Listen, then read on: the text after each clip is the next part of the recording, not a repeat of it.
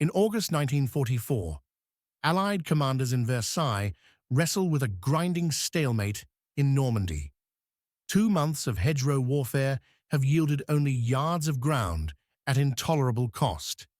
Then comes one man's audacious plan.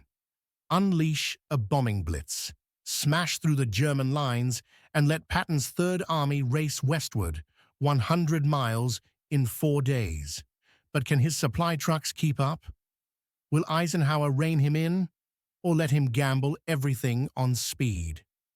Witness Operation Cobra's breakout, the lightning dash to Avranches, a desperate fuel crisis, the stunning Seine crossing, and the moment Ike utters 5 words that define Patton's legend. If you crave extraordinary war stories, like and subscribe for more. August 1st, 1944. Supreme Headquarters, Allied Expeditionary Force, Versailles, France. General Dwight D. Eisenhower hovers over an enormous map, his eyes tracing the endless snarl of Allied and German positions. Around him, British, American, and Canadian officers whisper possibilities. Normandy's bocage has chewed through weeks of planning.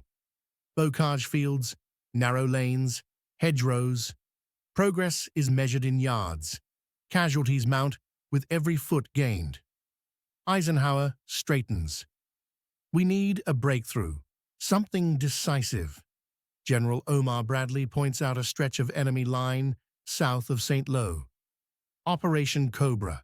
We concentrate our bombers here, collapse the German defenses, then send armor through the breach. Eisenhower nods.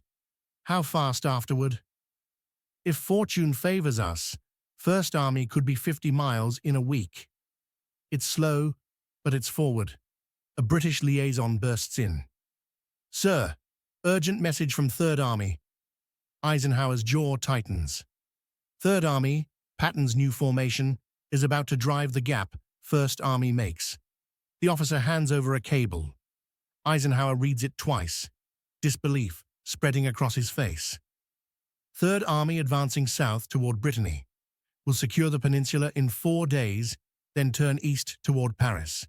Request permission to push on as far as fuel allows. Bradley stares. 4 days, 100 contested miles. Impossible, he breathes. No army moves that fast. Eisenhower glances at Bradley, then reaches for the phone. 2 minutes later, Patton's voice crackles in. I'm ready to advance 100 miles in 4 days through enemy territory, limited fuel. Do I have permission? Patton's tone brooks no argument. Bradley's eyes go wide. Eisenhower waits a beat, then answers quietly, You have permission, but if you run out of fuel and get stuck, don't expect backup. On July 25th, heavy bombers roar overhead, leveling a swath of German fortifications. When the smoke clears, American tanks and infantry surge south. The hedgerows shatter. By July the 31st, First Army pours into the gap. Then Third Army rolls. George S. Patton's doctrine is simple.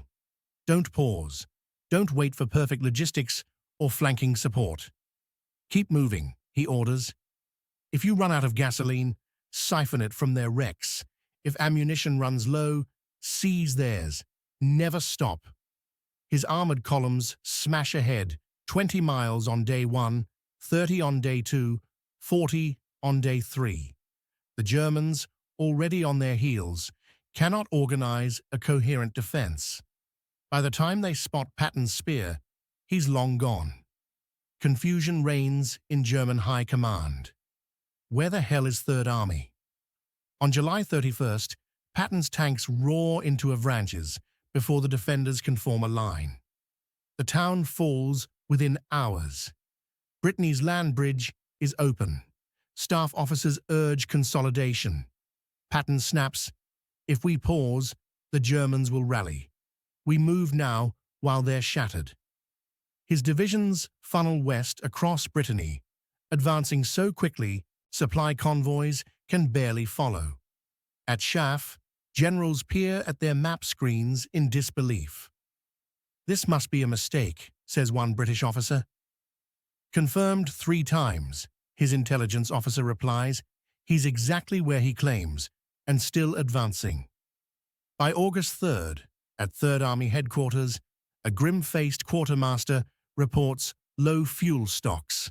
"At present, consumption will be dry in 36 hours. Patton's answer is immediate. "Then we make that fuel last 36 hours. After that, we seize German depots, prioritize combat vehicles, everything else on foot. Abandoned equipment becomes our transport. It's impromptu logistics by intimidation, and it works." On August 4th, an urgent dispatch arrives at Versailles. 4th Armored Division holds Rennes. 6th Armored is nearing Brest. Infantry controls the main roads of eastern Brittany. Eisenhower strolls to the map, coffee in hand. His eyes widen. "When was this sent?" 10 minutes ago." He traces the 100-mile arc 3rd Army has carved in 4 days. "Good God," he whispers. Bradley shakes his head. "We budgeted 2 weeks for this." Eisenhower taps the map. "He did it in 4 days. How?" Later, he wires Patton congratulations and urges a pause to let supplies catch up. Patton's reply is a single line. "Fuel shortage noted. Unoccupied German positions at Landeno and Saint-Nazaire will be secured first. Supplies can wait." Eisenhower reads it and laughs, an incredulous, exhausted laugh. He refuses to curb Patton, but orders every available fuel truck to head west. At German 7th Army HQ on August 5th, General Paul Hauser stares at reports that 3rd Army is in Brest and Rennes. That can't be right. His intelligence officer insists. Patton moved 100 miles in 4 days. Hauser slumps. "We must abandon Brittany, fall back to new defensive lines. We can't stop him, only contain him." It's the moment Germany loses the initiative. By August 6th, having secured most of Brittany, Patton pulls a new stunt. Instead of pressing to the peninsula's ports, he wheels his columns east toward Paris. Staff officers object. "Major ports remain in our rear." Patton shakes his head. "Ports matter little if we end this war. Germany matters. We go east." In 2 days, 200,000 men pivot 90 degrees, reform on new axes, and surge toward Le Mans, the Seine, and beyond. Traffic control is chaos. Supply convoys detour through captured French towns. By August 10th, 3rd Army is bearing down on the German border. "How far can we go?" Patton asks his logistics chief. "Beyond sustainable range," comes the reply. "But if we strip non-essentials, seize enemy supplies, and run our trucks 24 hours, maybe to the frontier." "Then that's our limit," Patton says. On August 12th, Eisenhower faces a crisis. Patton is 60 miles ahead of schedule, flanks exposed, supply lines overstretched. On the wire, British Field Marshal Montgomery fumes. Patton is risking everything. Eisenhower confers with Bradley. Then he dials Patton. "George, you're way ahead of everyone. You're exposed. Conventional wisdom says you must stop." Patton's answer is calm. "Sir, a good offense is worth more than a perfect defense. The Germans are broken. If we let them regroup, they'll rebuild their lines. Move now, and we finish this war months sooner." Eisenhower exhales. "You may advance until your fuel runs out. The moment you can't hold, you stop." "Understood, sir." By August 19th, 3rd Army reaches the Seine. Engineers improvise pontoon bridges. Tank destroyers forge shallow fords. Infantry ferries cross in commandeered German craft. In 36 hours, major units are across. At German HQ, they scoff. "Impossible. They were 50 miles away yesterday." At Schaff, Ike calls his staff. They're on the far bank. We expected mid-September. Silence. We're 4 weeks closer to victory. Thousands of lives saved. Cities spared. He smiles at the map, arrows streaking. East. I didn't think it possible, but George did it. By August 25th, though, Third Army grinds to a halt, not for lack of enemy fire, but for lack of fuel. Tanks click to a standstill. Quartermasters confirm zero reserves. Patton seethes, then calls Eisenhower. "Sir, we're on the German border. We can't move. I need every gallon you can spare." Eisenhower's reply is firm. Montgomery's supply lines take priority. Patton slams down the phone, then turns to his staff. "Find every drop of fuel. Captured depots, abandoned vehicles. We're not stopping." In September, Third Army sits eyeing the Reich, engines cold. Men can see German defenses across fields, tantalizingly close.